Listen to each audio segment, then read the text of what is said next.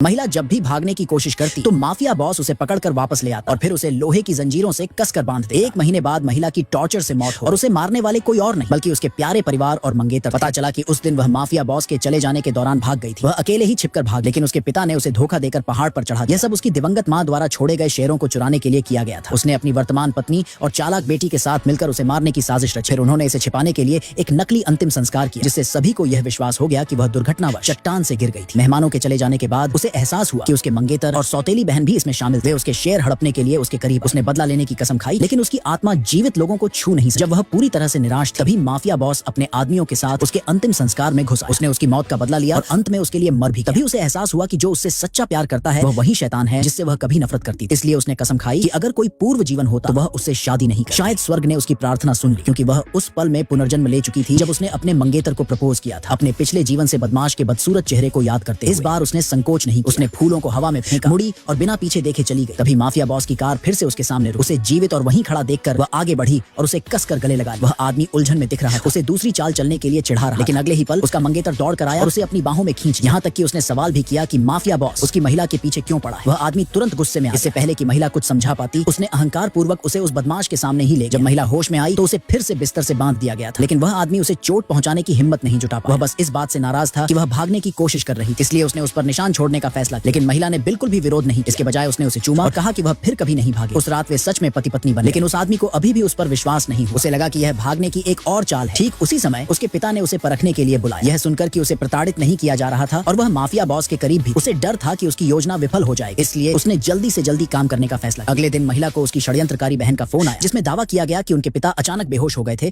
और उसे तुरंत आने के लिए कहा। लेकिन जैसे ही उसने पता सुना, उसे पता चल गया कि यह एक जाल था। यह वही जगह थी जहां उसे उसके पिछले जन्म में गला घोंटकर मार दिया गया। एक बार फिर से जन्म लेने के बाद वह संदेह से बचने के लिए इस झांसे में नहीं आई। उसने अपनी बहन से कहा कि वह तुरंत चली जाएगी। फिर उसने कपड़े बदले, बाहर जाने का नाटक किया, किराने का सामान खरीदने और उस आदमी के लिए खाना बनाने की योजना बनाई। लेकिन शाम तक जब वह घर आया तो वह अभी भी वापस नहीं आई। उसका पहला विचार यह था कि वह फिर से भाग गई, इसलिए वह उसे खोजने के लिए बाहर भागा। लेकिन उसके जाने के तुरंत बाद वह घर वापस और उसे पता चल गया कि वह उसे ढूंढने के लिए बाहर गया। उसे तुरंत आभास हो गया कि कुछ गड़बड़, क्योंकि उसके पिछले जन्म में ठीक उसी समय उस पर घात लगाकर हमला किया गया था। उसने अपनी किराने की टोकरी फेंकी और उसे खोजने के लिए दौड़ा। उस समय वह आदमी दुश्मनों से घिरा हुआ। उसने अपनी सिगरेट से एक कश लिया और उसे जल्दी से खत्म करने के लिए तैयार हो गया।